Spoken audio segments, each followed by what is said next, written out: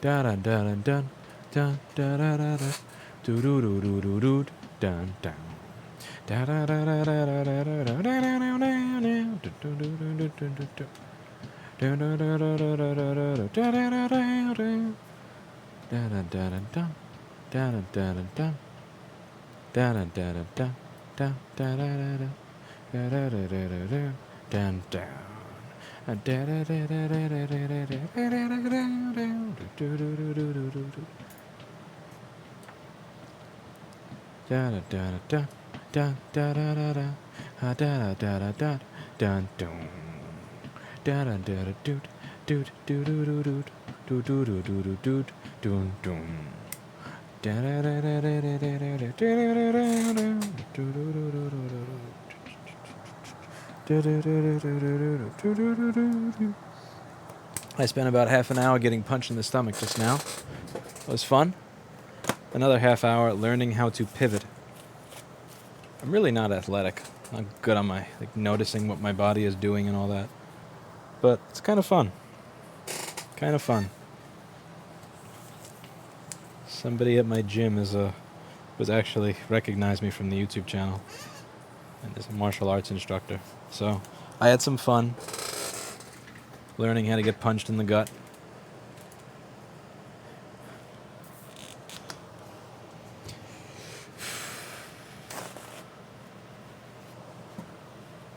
Paul L., you can't get a Rossman Group email because you don't work here. You're not... Only Paul S. gets a Rossman Group email. No other Paul. We don't employ another Paul. Oh, also, this camera looks silly. Wait a second. Oh, that's why, you piece of shit. Why the fuck don't you save my white balance setting? Why do you always reset to make me orange? The camera wants me to make tariffs or something like that. I am not an orange man! Let's see.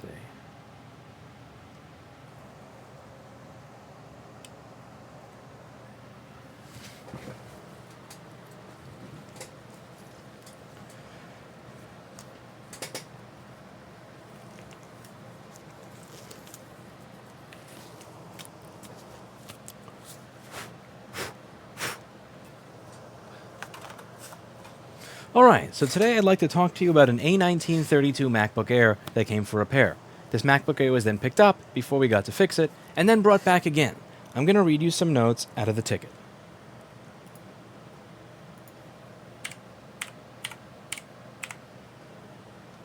This mechanical rubbish keyboard. I miss my ThinkPad keyboard. It's too bad I dropped a pile of Windex on it.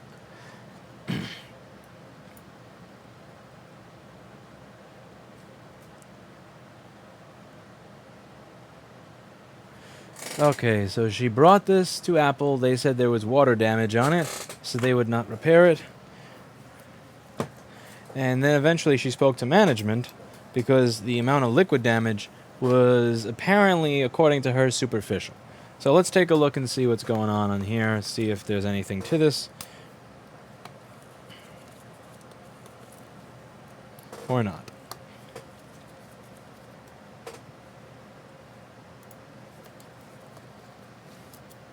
What's wrong with the mechanical keyboard? It doesn't have a track point.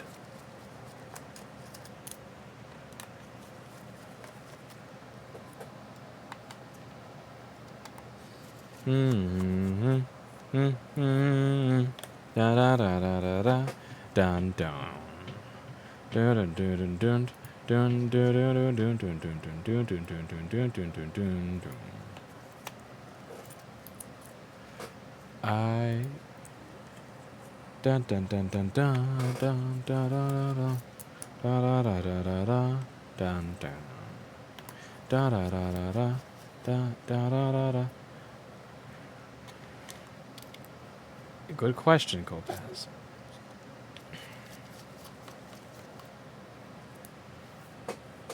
Okay, let's see if I can fix this machine before they change their mind again. Alright, so let's see how much liquid damage we have on this MacBook. So, if we take a closer look, Wow. On the screw. See that? Oh, that's warranty voided right there. That little bit of brown on the pad, that'll do you in. That's game over. Alright, so let's get this thing out of the case and see what we have on the board itself. So the reason that this has been denied Apple warranty is due to, and I quote, water damage. Let's take a look at this water damage.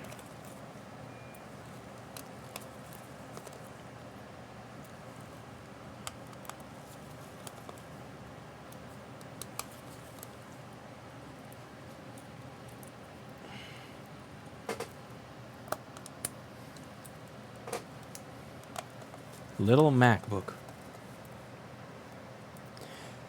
Melima Maduro, what I get is a set of Exolite 175M fine tip snippers if I have a screw to get out. And you can actually grab under the screw like this. So you press down hard, then you grab, and then see that? The screw is actually turning. So that'll allow you to get under the screw and turn it if it's stripped. Funny story about that. 2009, right after I got the ultrasonic cleaner, I was working on this machine that some other jackass had messed with before me. Why get Apple Care when you have Lewis Care? Indeed, that's a question that I would have for Erica, the trader that has Apple Care, Apple products, and uses them instead of me. But so this was funny. Somebody else worked on this thing. This is one of the first machines I'm about to put in my beautiful ultrasonic cleaner that I had saved up for. I was living in a place that before that had termites, and a new place that had mice, all so that I could save up enough money to live in this place. I mean, to buy this Crest CP500 HT ultrasonic cleaner on eBay. And I get it, and I get this machine in for liquid damage, and I got to take the board out. Now, this was the week, or I think this was around 23rd or 24th, the week right before Christmas, and I had no money. So what I did was I got this machine, I took it home, and I went to, take it apart, and I couldn't get the screws out because they were stripped. And I was down on my last $4, $5, $6 or something like that. I didn't even have money for a Metro card swipe, so I wind up jumping in to get into the train station. So I jump in to get to the train station, and I wind up buying these Exolite fine tip snippers at Dale's Pro Audio, the only place that I could buy Exolite fine tip snippers on, I believe, Christmas Eve or Christmas Day, so that I could get this strip screw out, because all the stuff that there was in the major hardware stores was too big, and most of the hardware stores were closed at that point in time. Then I get home, I get the thing out, but now I'm out of money because I spent my last $5 or $6 on that thing. So I wind up walking from here to a Duane Reade in downtown Brooklyn, and I'm picking up pennies off the dimes, nickels, anything off of the sidewalk so that I could get myself some distilled water, because dumbass me, I spent my money a week or two prior on the Branson fluid. I didn't have any money for the fucking distilled water. I get the distilled water, I go back home, I ultrasonic the machine, I clean it up, I deliver it back to the customer. To deliver it back to the customer, got to get on the train, jump over the turnstile, run in before any of the people see me or report me for skipping my fare. Deliver it to the customer. I get myself my $170, and I wrote myself a check for a very Merry Christmas for $100. And I used that $100 to survive, eat, and all that for the week, because that week is dead. So the week right after Christmas, if you're a new business owner that doesn't have a lot of clients just yet, that week you get no money. So if you don't have your money straight before Christmas, then you're fucked. So that was how the Exolite 175M fine tip snippers and Dale's Pro Audio's excellent selection and hours to be able to sell this thing to me on Christmas Eve saved me from starving. Christmas of 2009. Very cool. Yeah. Thank God I'm not that broke anymore. And I always remember that. One of the reasons when people say, why do you work as much as you do? Why do you spend so much time here? Why do you answering fresh desk tickets at 2 or 3 in the morning? Why are you on top of employees so much to do a good job? Is because I remember exactly what it is like to be this close from starving on Christmas. And here's the thing. You start doing the wrong thing by your customers. You start not providing the service that you're supposed to. You start to become complacent. I start to become a little bit complacent. It's not a long road to go right back there. It might have been a long time ago. That might have been 10 years ago, but I could, even though it's been 10 years since I've been there, I could be right back there. Just a couple of fuck-ups and a mindset of, you know, well, I don't have to care anymore. So okay, let's look over this board. This is an A1932. This board is disgusting. No fan. Apple product, no fan. This is hopefully this ends better than the A1534 experiment. So this side looks fine. Also, notice that the rubbers are no longer on here, so I don't have to worry about this. Become a government, you never get to starve. Thank you, Copass. So see this? They actually have the padding built into the port now, so it doesn't just easily fall off like it used to. I like that.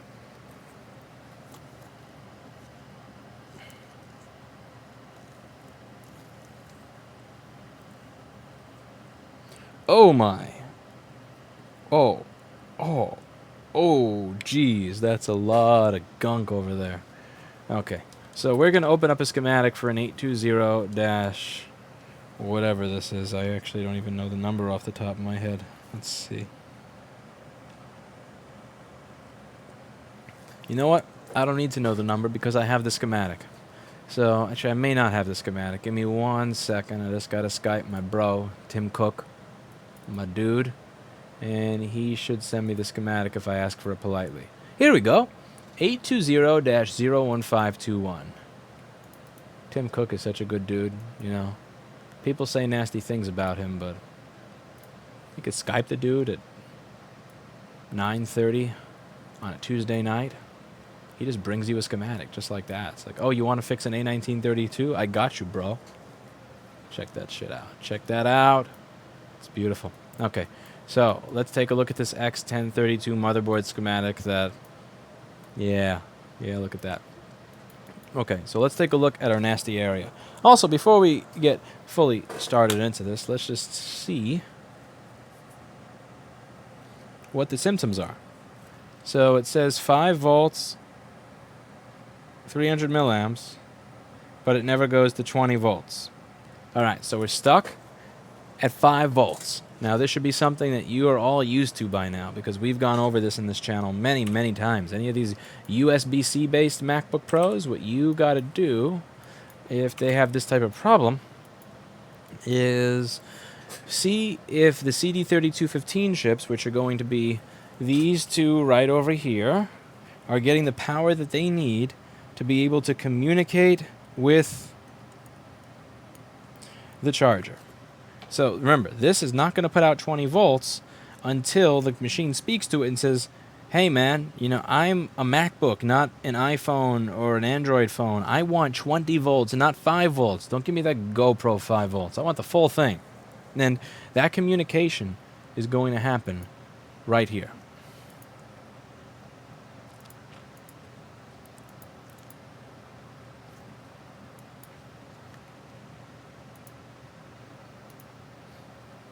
Now, this chip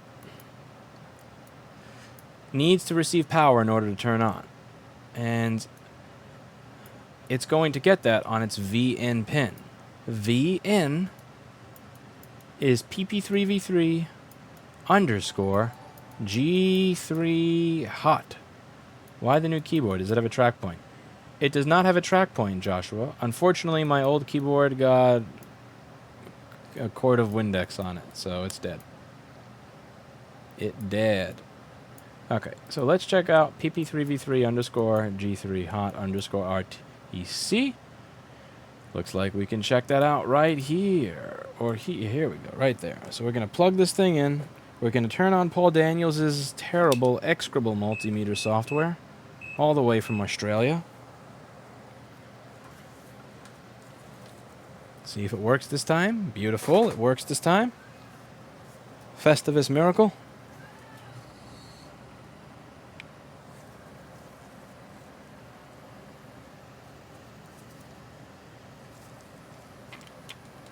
Festivus miracle.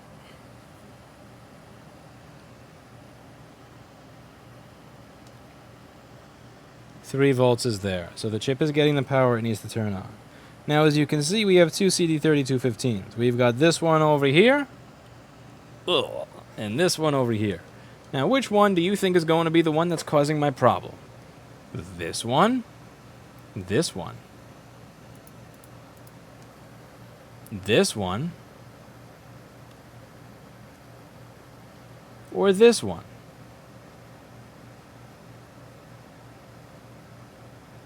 Yeah, it's going to be this one. So let's see what we can get away with some flux and a reflow. So I'm going to add some Amtech NC559V2 TF flux to the board. Give this section a happy little reflow. If I try to clean off this corrosion, this is going to end terribly. The reason it's going to end terribly is any of those pieces that are kind of half connected or not fully attached are going to wind up falling off. Or that solder joint that's barely attached or that's just attached, and the only thing that's letting it stay attached is like one little crumb that corroded away. It's going to all fall apart in the ultrasonic cleaner. So I want to kind of reattach that corroded thing, make that bunch of corroded stuff back into one piece. And then after that happens, then I can clean it off and touch everything up. But I don't want to knock everything off first and then put it back together. I want to have it together and then work from there. So that's what we're going to do over here.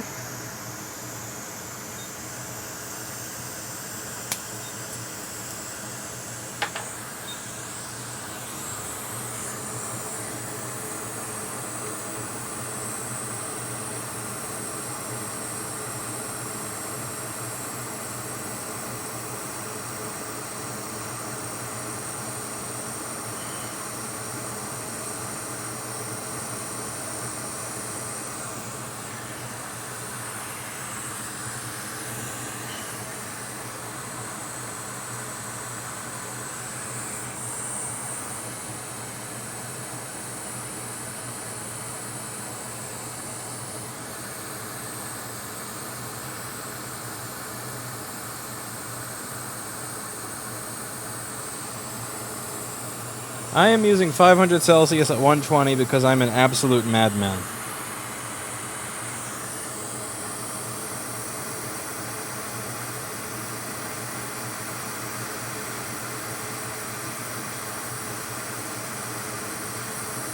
That stuff is moved. No, we're going to give the other one a reflow just for good measure.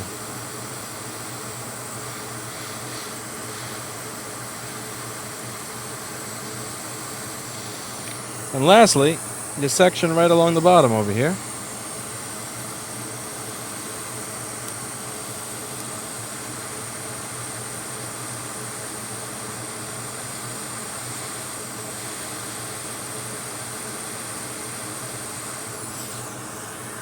Alright, now we're going to rely on our rapid cool technology.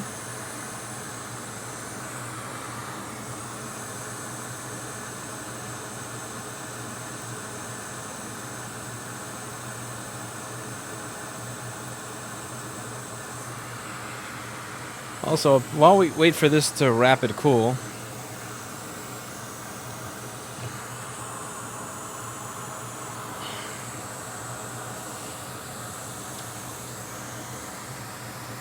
while this is rapid cooling, it looks like Erica has gotten my cat Oreo a waifu pillow. Erica understands full well that my cat Oreo is not good enough to find a woman. No female cat will ever sleep with him. So the best that he can do is a pillow. The worst condemnation that my cat is an incel came from Oreo. It came from Erica.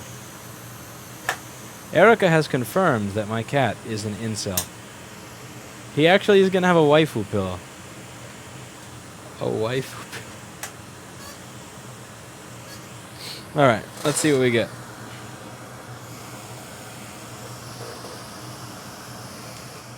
Catch the board as it falls. Damn, it's sticking due to the flux. Ugh. Gross.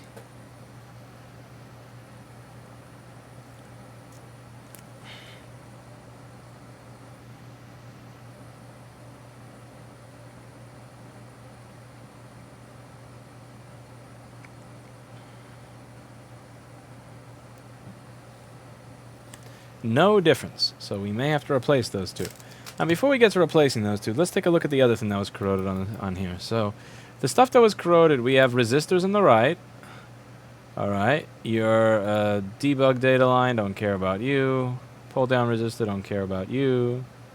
Debug data line, don't care about you. Okay, Thunderbolt, me talking, care about you. Thunderbolt talking, kind of care about you. Thunderbolt clock. Okay, that's important. And down here we have, oh, a speaker amp. I could give a shit less about that. Alright. Next up, we're going to do is replace our CD3215s with better ones that are not fully corroded.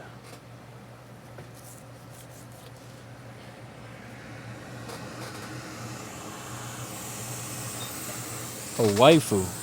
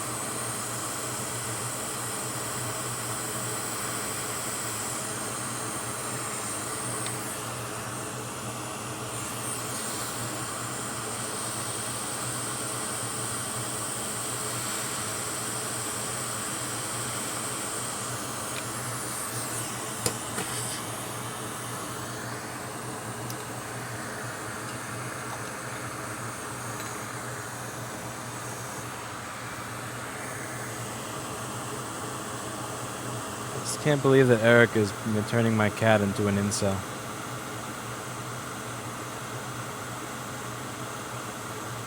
She's setting into play a pattern of behavior that will keep him alone for the rest of his kitty life.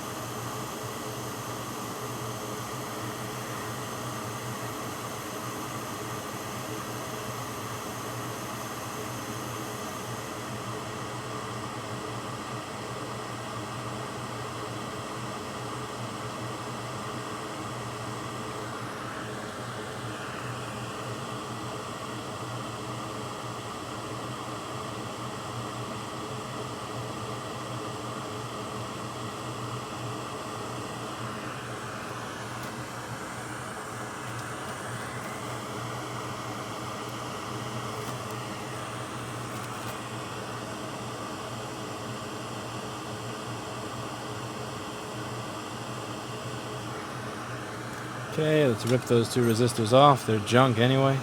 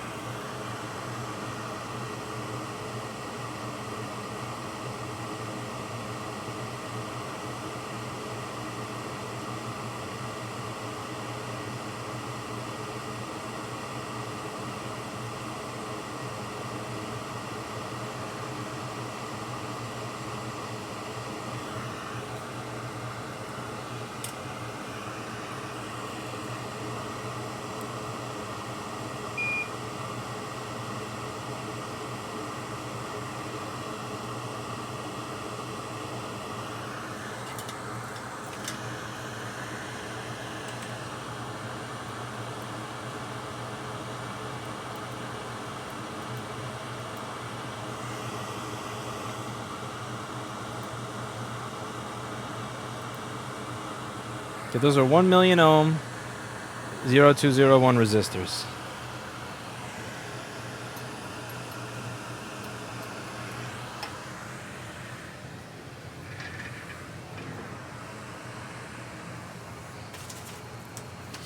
Now I just gotta, here we go, found a book of 0201 resistors.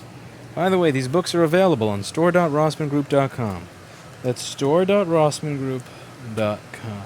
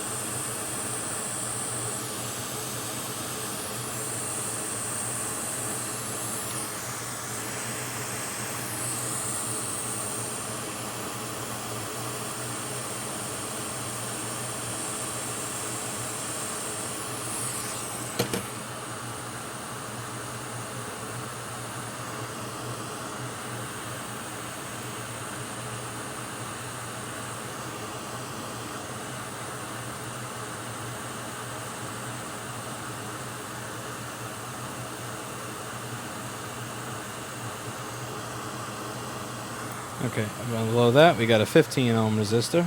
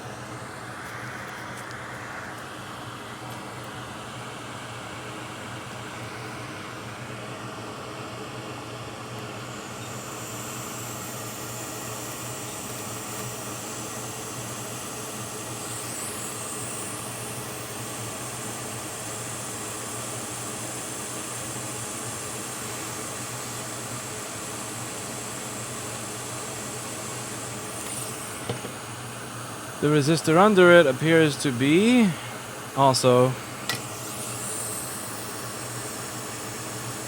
15. It's got a little bit of crud on it, so I'm gonna take that off as well.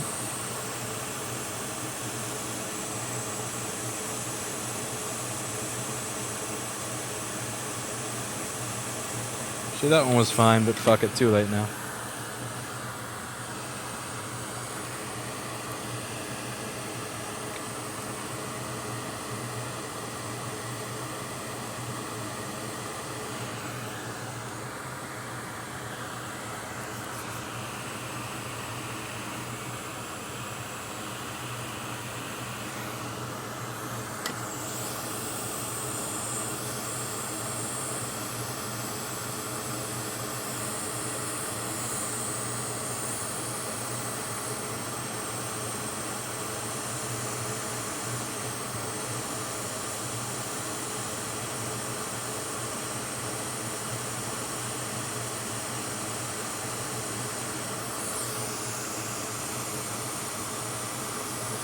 Alright, now what's going to come next are the CD3215s that need to be replaced. Repealed. Replaced. Repeal. Replace.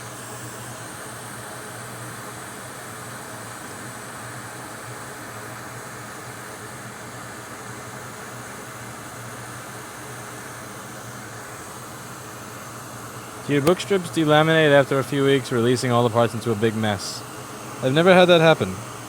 Although, to be honest, I usually go for donor boards because I'm too lazy to go through the book, so I don't use it very much. That's a good question for Paul S. He's the type of nerd that would use the book more often than I do.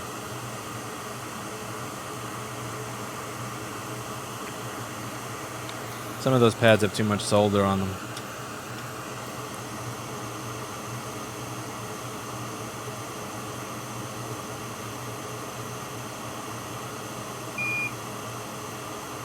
What?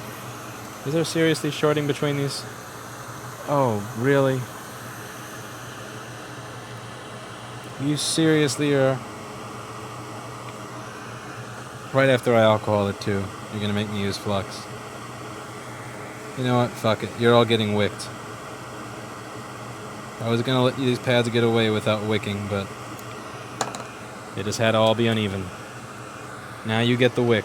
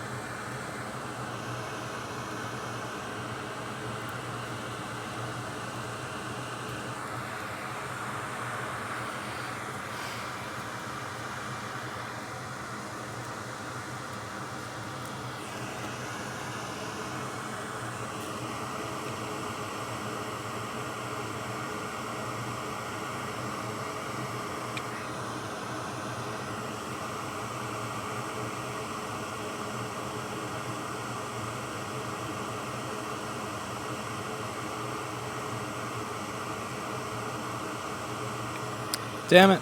There's more that needs to be wicked.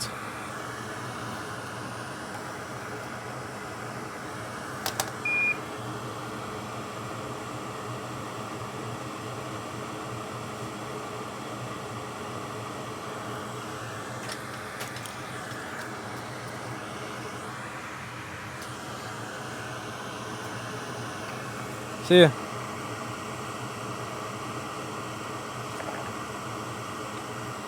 Damn it, another pad, you bastard.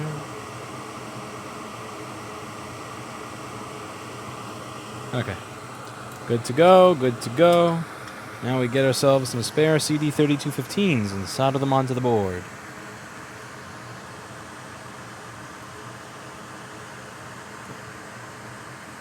Hello, Catherine. Alright, so now I'm going to walk up to the front, and since I haven't had time to figure out why it is that... I haven't had time to figure out why it is that the squelch isn't working even though I've enabled it, so you're going to all hear a really loud and piercing, deafening noise that's going to destroy your soul. So be prepared.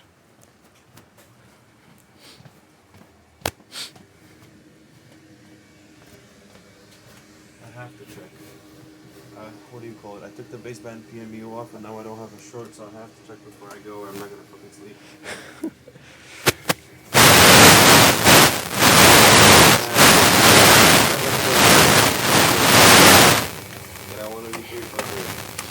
So was it attention?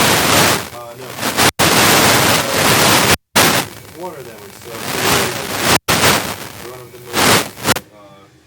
just basically find short on VCC main. Usually pretty easy.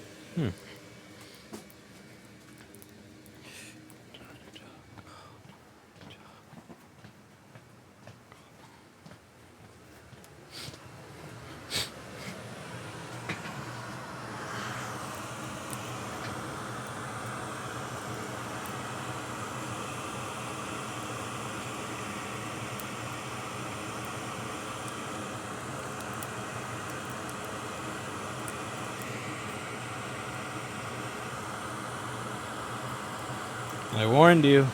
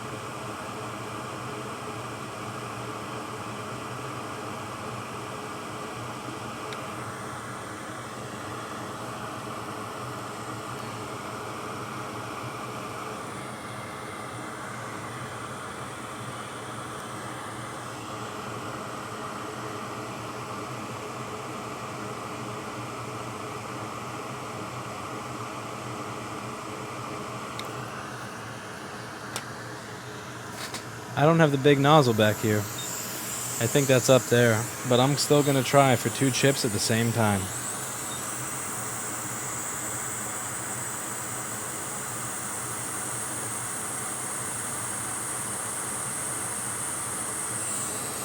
No, you know what? That's a little too ambitious for today.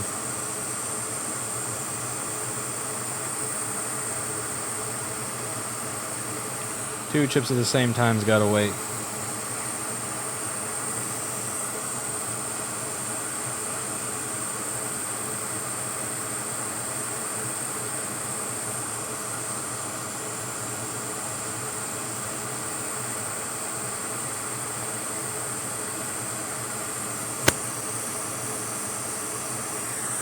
These are actually a little too far apart for me to do a proper 2 chips at the same time, so...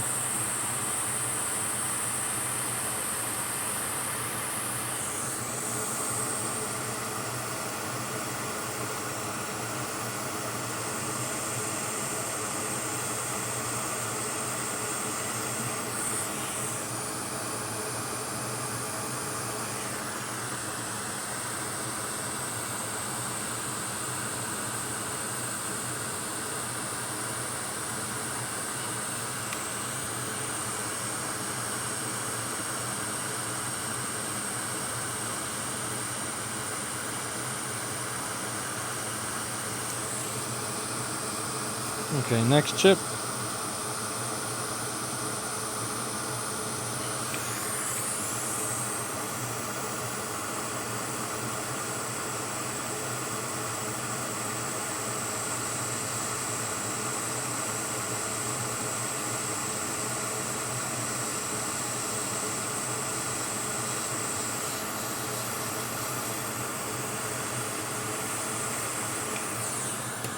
And now we rapid cool. Rapid cool technology.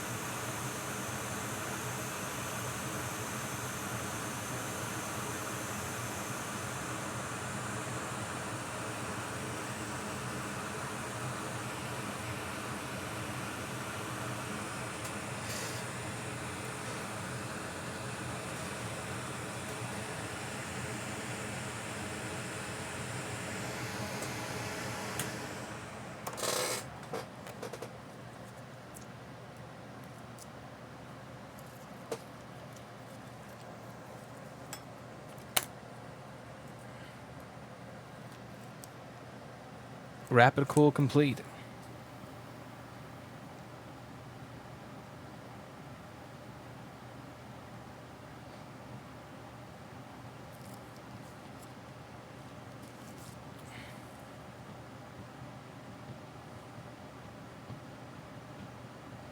Still stuck at 5 volts.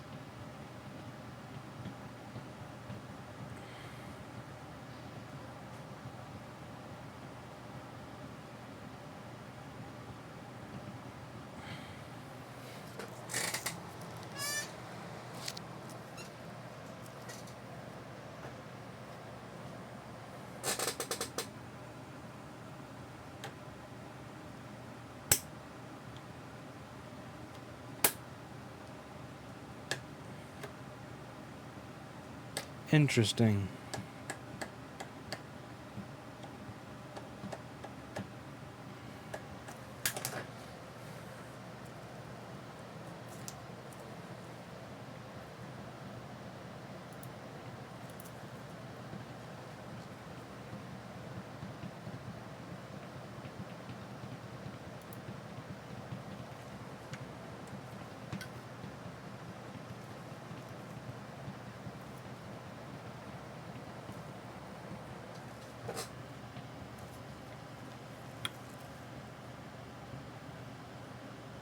So we still got some corroded resistors down there, but I thought I double checked and saw that they weren't for something incredibly important. But let's see.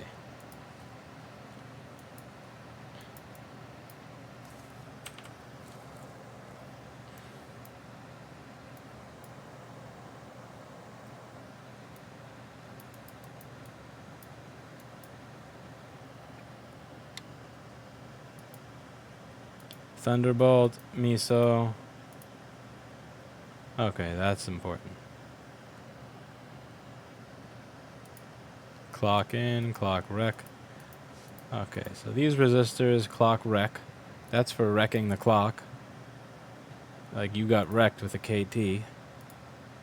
That's 100 kiloohms. 100 ohms. At 100 kiloohms. 100 ohms, 100 kiloohms. Okay, so this is going to be confusing. So the top one is 100 kiloohms. Just go through this step by step. I have a feeling this is not going to fix it.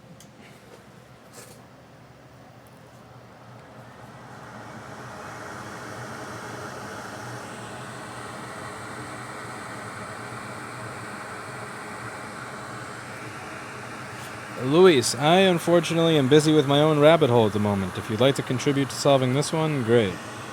But there's no way I'm putting down my current rabbit hole board to fix yours rabbit hole board. That's your journey. And I wish you the best of luck with your journey.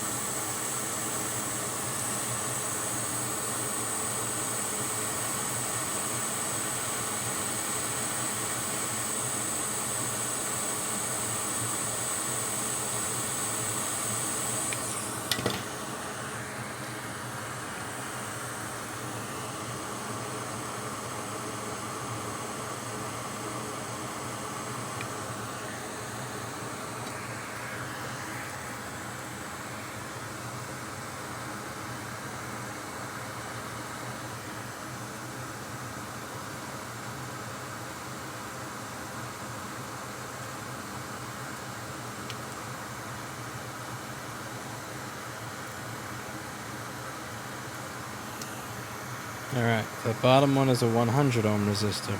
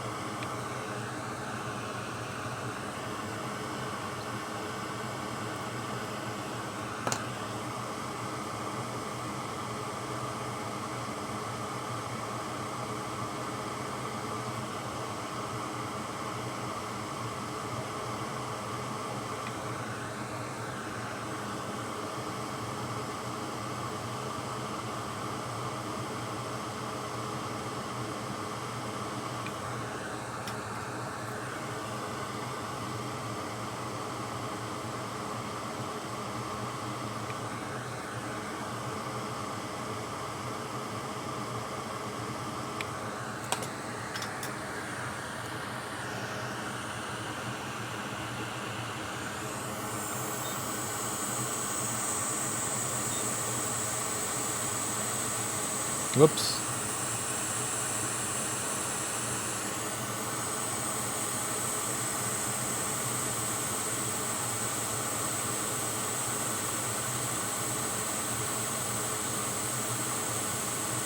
That pad is shit. It needs a little bit of work.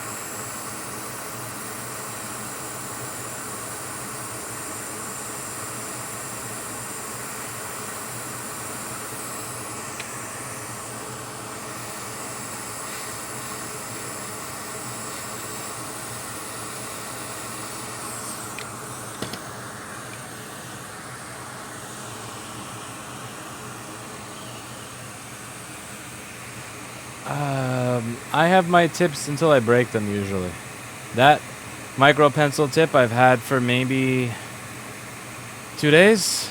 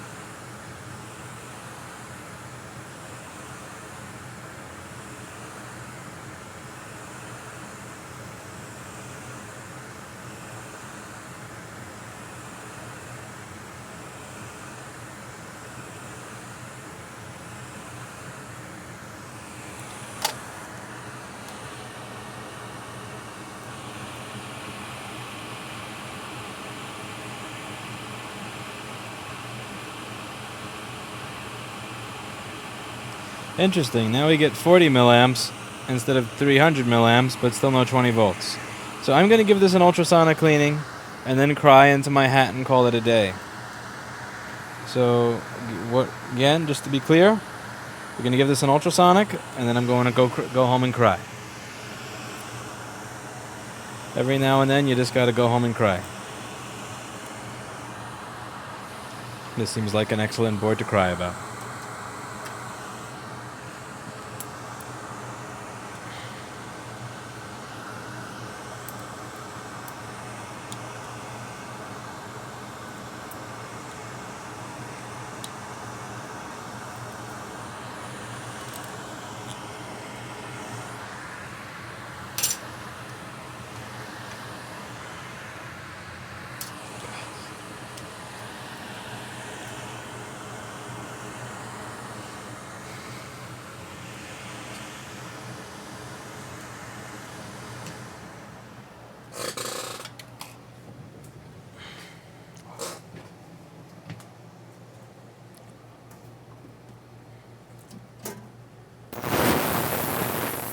Last Christmas I gave you my heart. Da da da da da da da da da.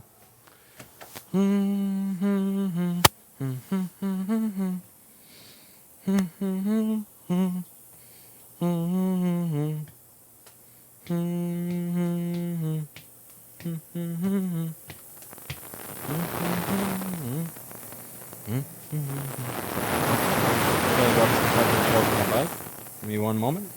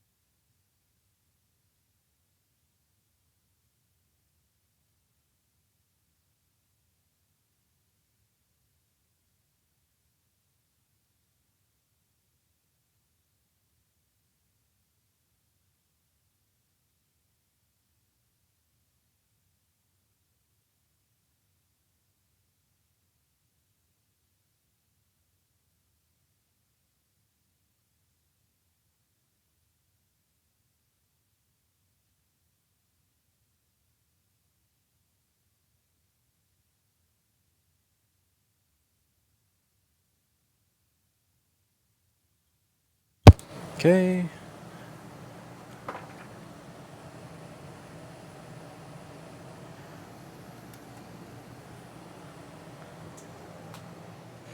All right.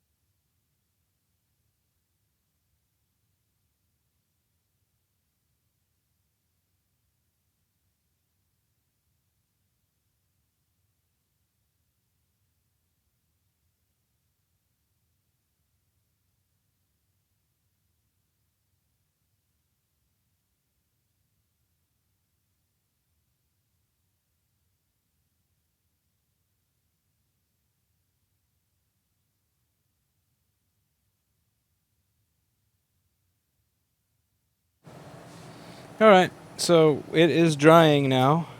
And while it's drying, I suppose I can answer some of your questions. Since I have nothing better to do, I'm literally waiting for something to dry. It's a very AVE camera angle that we've got here. Look at that. I know, I ate a burrito already. I'm fat. I'm full. Far too full. Mostly tired.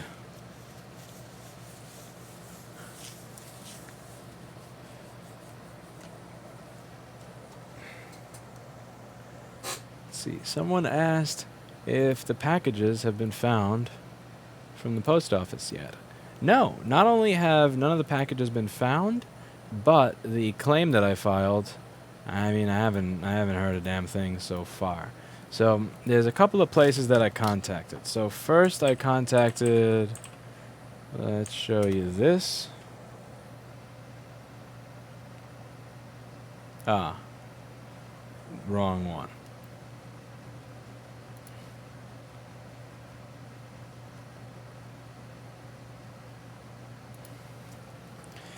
So first I contacted here.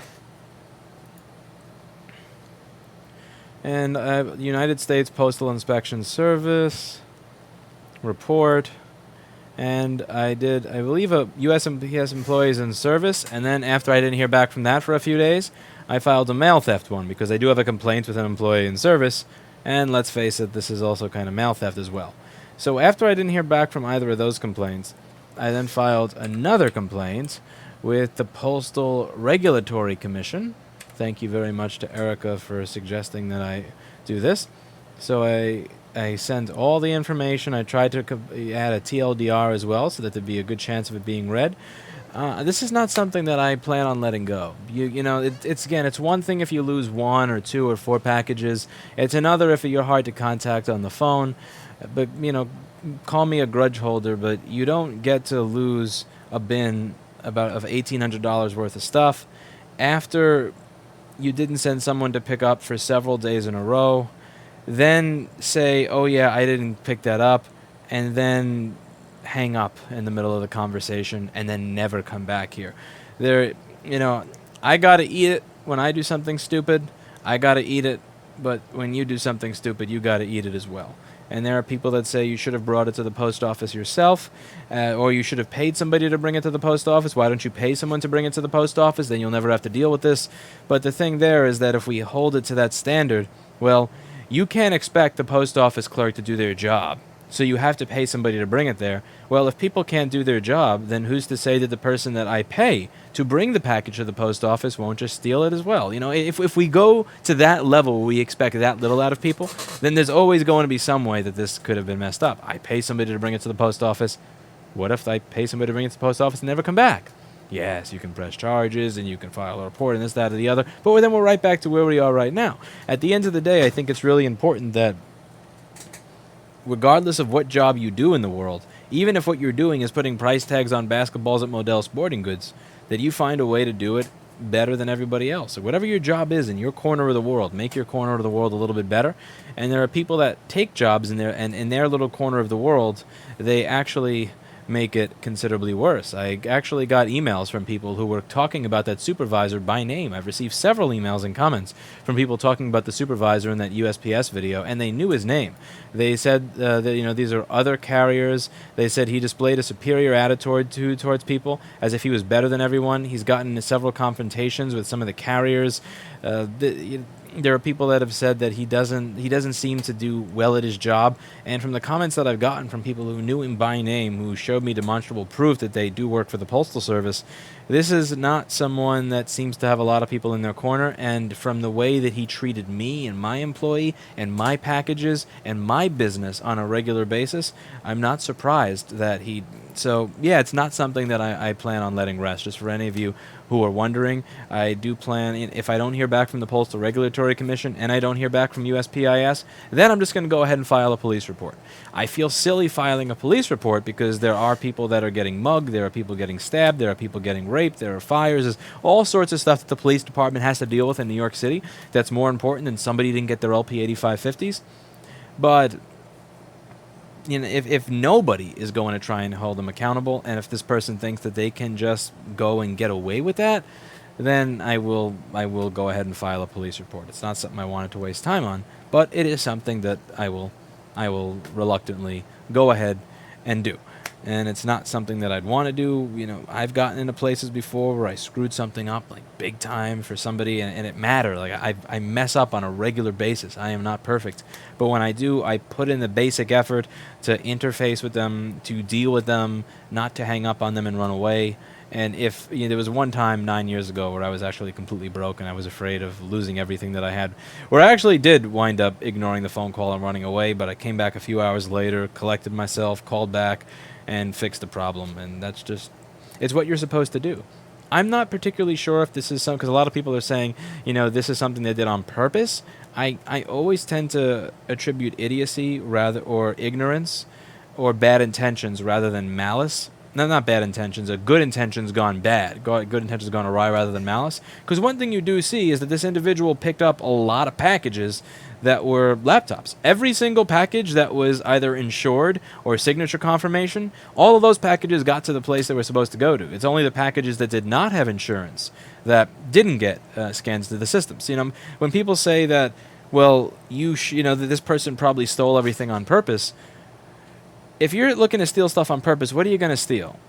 LP8550s, MacBook Pro, iPhone 10 that we did data recovery on that now works perfectly fine, or a bunch of TriStar chips. It just doesn't make sense from, if I'm a thief point of view, that I'm going to ignore the MacBook, but yeah, I'm going to take all these envelopes of random chipsets.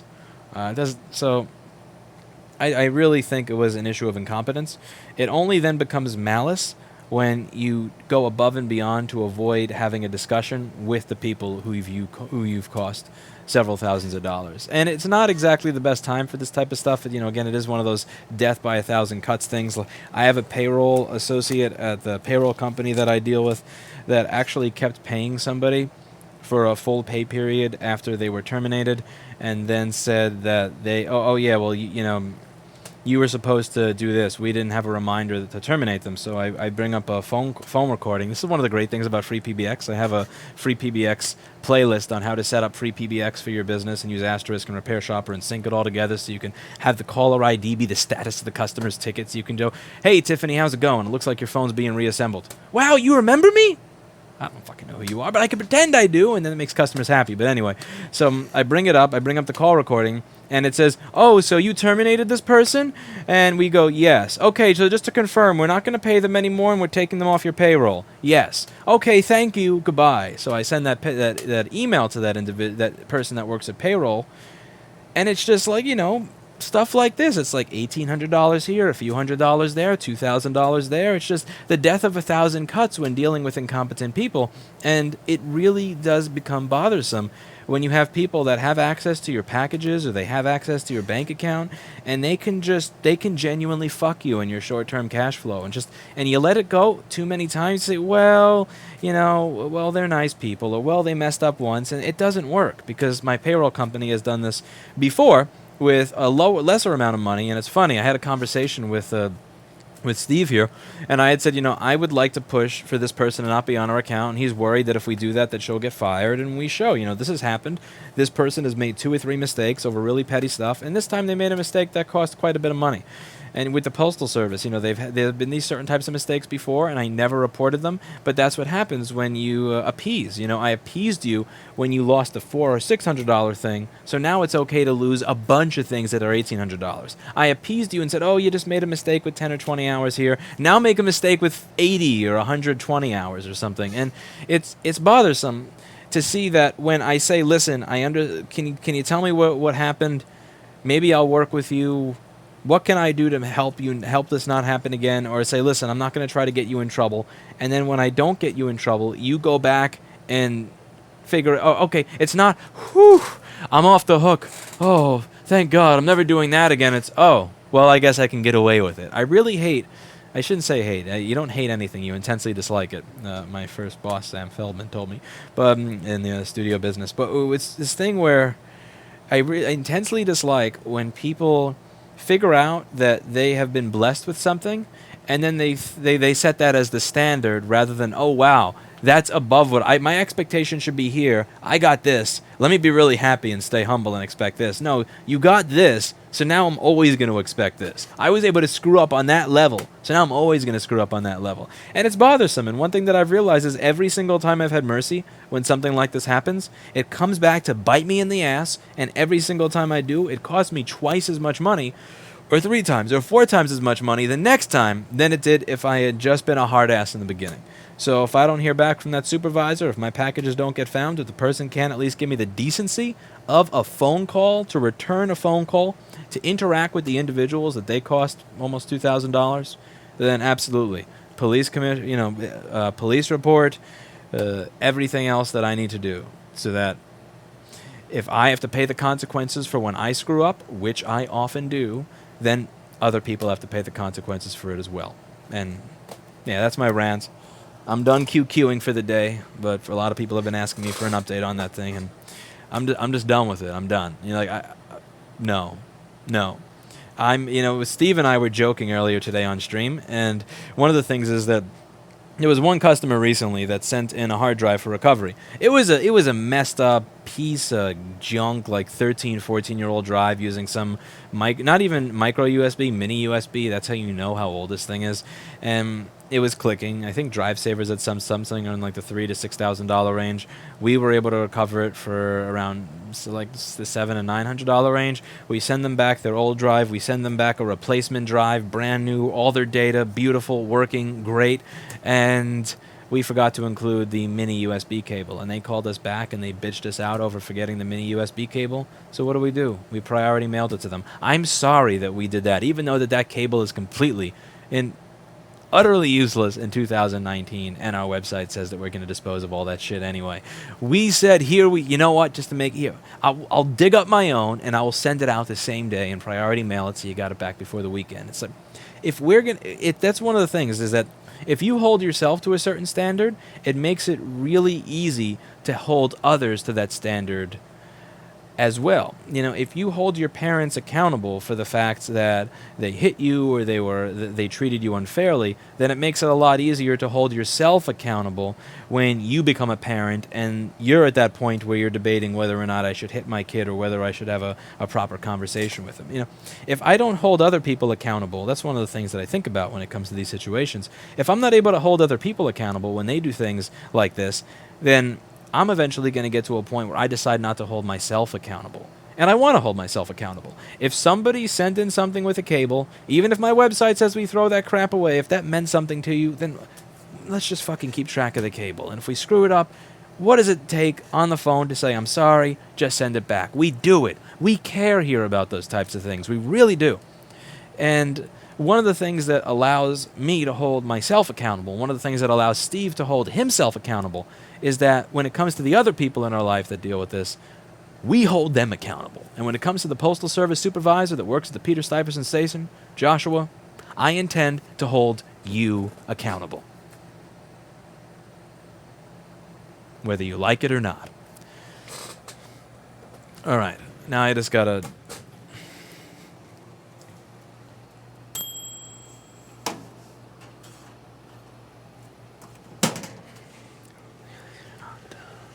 Alright, so now I just got to cool the board off. It went in the oven for a little bit. Just have it in the air filter.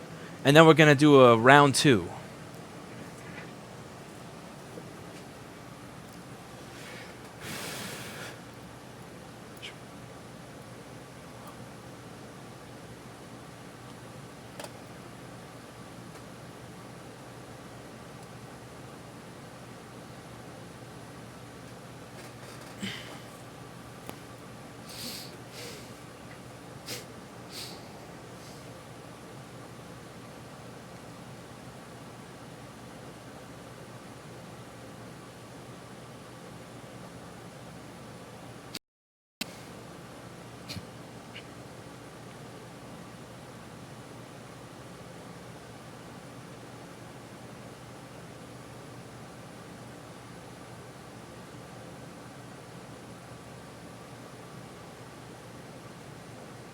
My coworker got to go to Lewis's store, and I was so jealous.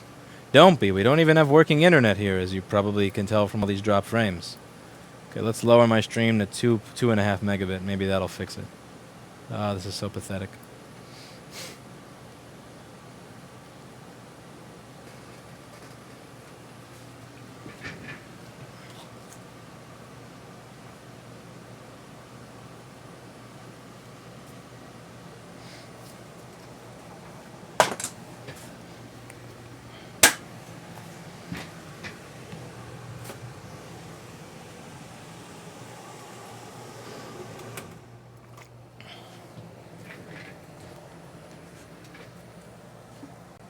It was an interesting conversation that Steve had with the payroll person, too, because the payroll person said, well, actually, what I did is I said in this spreadsheet, I said that you have to remind me that that person is terminated. And the interesting thing is that that spreadsheet actually does not have a column for remind me. And Steve had to tell this person, you know, the spreadsheet does not say remind me. It says put the hours that they worked, and that's that. So, wait, you're saying that when we called you to say, we have terminated this person, and then you called back a day before payroll to say, just to confirm, we're terminating this person, right? And this is their last week of pay. Yes. Okay, thank you very much. And then you called us again. That means that they're not terminated. Really? I have to remind you again. You're going to tell me that I have to remind you 3 effing times before you do what you're supposed to do? You know that that's not how business is supposed to work. You know that that's not what you expect from other people. And the guy kowtowed. He said, yeah, you know what? You're right. You're right. I'm sorry. And that's the way it should be. But some people think that they're above this, that they are not accountable to any of the people that make them a living, to any of the individuals that they serve, to any of the people that they have volunteered and chosen to do a job for. And that has to stop somewhere. Speaking of accountability, let's see if we have a working board.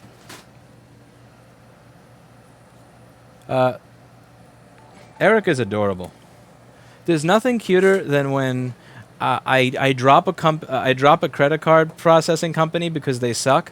I stiff them $4,600, and then Erica recommends that I hire them for payroll. That's adorable, honey. That is so cute. That is oh, that's adorable. All right. Anyway.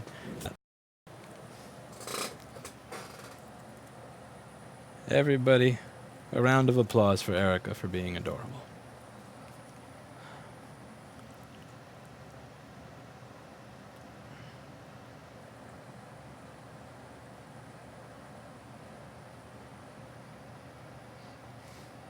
$30 milliamps, dead.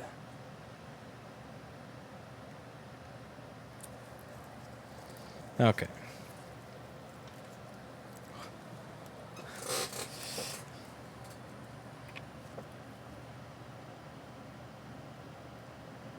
It should at least be easier to see if there's something messed up here.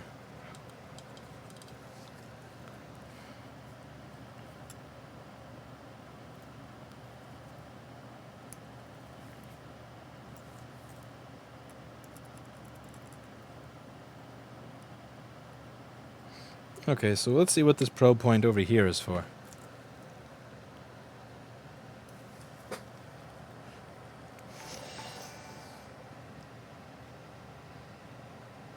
Oreo says, don't be mean to my mommy.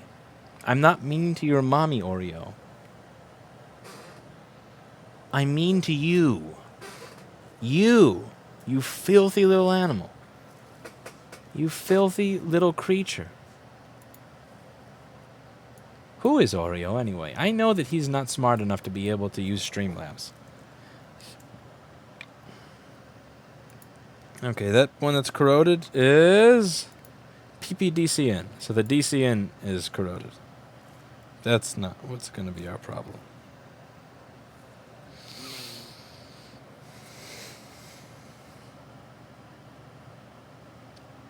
Yeah, so I got some really ridiculous chargebacks on Square for transactions that no other company would have ever allowed to go through. And when I got chargebacks for these, you know, like, I didn't authorize this charge. Like 10 or 15 people filed chargebacks around there. So maybe 10 people for quicks. Sure, it was more than 10 people filed chargebacks for quicks. Each one of them bought 2 quicks. Most of them got them delivered to the same area, and it's like, yeah, I mean, come on, this is an obvious scam that somebody's running. So And when the thing that bothered me was not the chargeback or the resolution process. It's the fact that when you call Square, they don't let you speak to somebody. You have Updog. What is Updog? Jessa Jones is a dog called Underdog, but I don't know what Updog is. Anyway, so one of the... Don't be mean to Oreo. Oreo was mean to me first when he stopped wiping his ass and cleaning himself and decided to sit on my furniture. That Erica's not the one who has to clean. But anyway, what was I just talking about? Man, I completely lost my train of thought. I was onto something there and I forgot it. I completely forgot what I was just talking about. It just went blank. Like poof. What was I have no idea what I was just saying.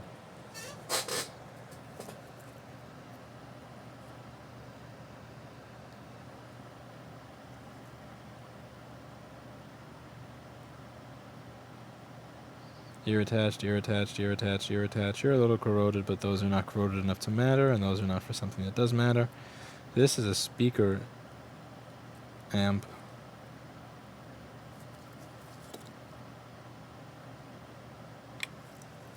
Let's see what it looks like under the connector.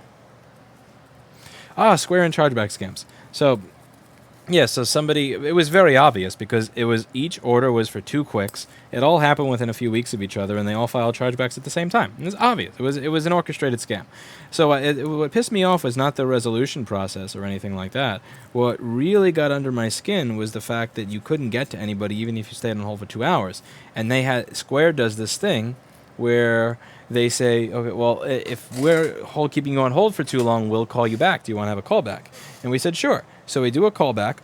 We don't get a call back that day. Then we call again the next day. We wait on hold for an hour or so, give up, have Square do a call back. And Kevin says, okay, can you give me a minute? I just have to transfer you to Steve. Kevin puts the dude on hold for less than 20 fucking seconds, goes to forward him to Steve, and then hangs up. And then I get an email saying, oh, I'm sorry, you placed me on hold. I can't wait on hold that long. So wait a second, motherfucker. You can have a system that allows ridiculous numbers of fraudulent transactions to go through. Cost me $4,600. Keep me on hold for an hour. Call me back over your bullshit system. And then say, I can't wait on hold for 20 fucking seconds after making you stay on hold for over 2 fucking hours so that you can transfer me to the manager. Okay, you eat $4,600 and you go fuck yourself. So what I did was I changed bank accounts. I dumped the old bank account. I got the lady at Chase a nice $50 bouquet of, it was $50 or $100 bouquet of flowers for the manager at my local Chase, and I said, you know, there's going to be some bullshit showing up on this account. I need a way for transactions to go in, but no money to come out of that account. And she said, sure, we can put a hold. Well, we have to do X, Y, and Z to put a hold on it, but she was very nice, and without having to fill out a bunch of crap, put a hold on it so that funds could go in, but nothing could come out, and then over 30 days would leave. Now, here's this funny thing. Now that Square's trying to take money out of an account that no longer exists because they want that $4,600 back, it's funny. Now they call me, and they're willing to wait on hold. So Kevin will put him on hold, and the dude will stay on hold for 1 minute, 2 minutes, 3 minutes, or 5 minutes. Why? Because you want something from me. But guess what, motherfucker? When I wanted something from you, you weren't there, so now you can suck it. That's the way it works. Anyway, so this is why I don't deal with Square. And this is also why when Erica messages me and says, would you like to try Square for your payroll? I laugh because I remember telling her this story about Square already. Oh, man. Yeah.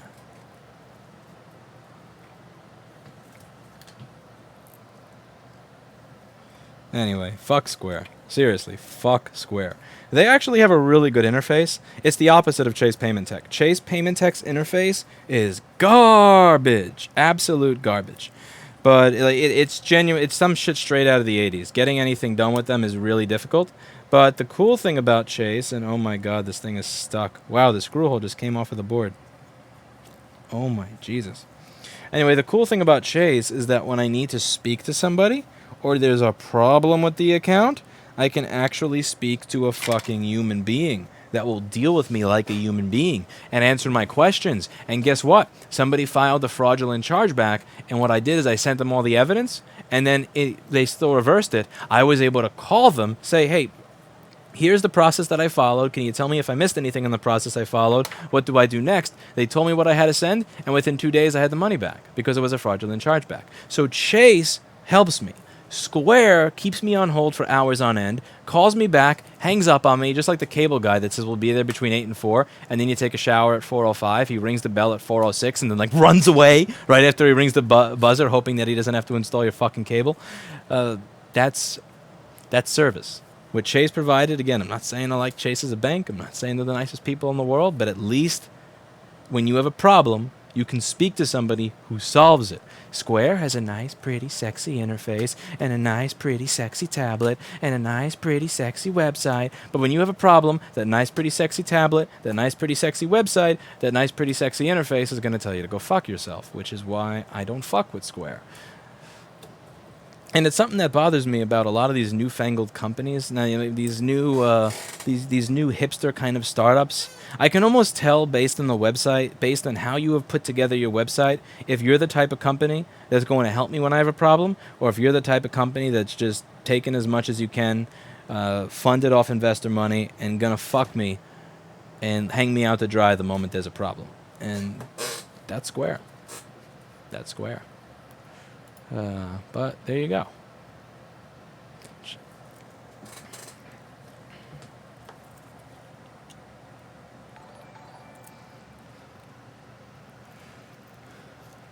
Makes no sense, my friend. Makes no sense. I'll take your $2, and I thank you for your $2, but that makes no sense.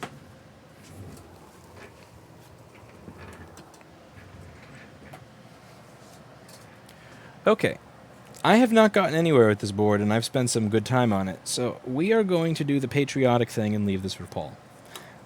That's it for today, and as always, I hope you learned something. I'll see you in the next video.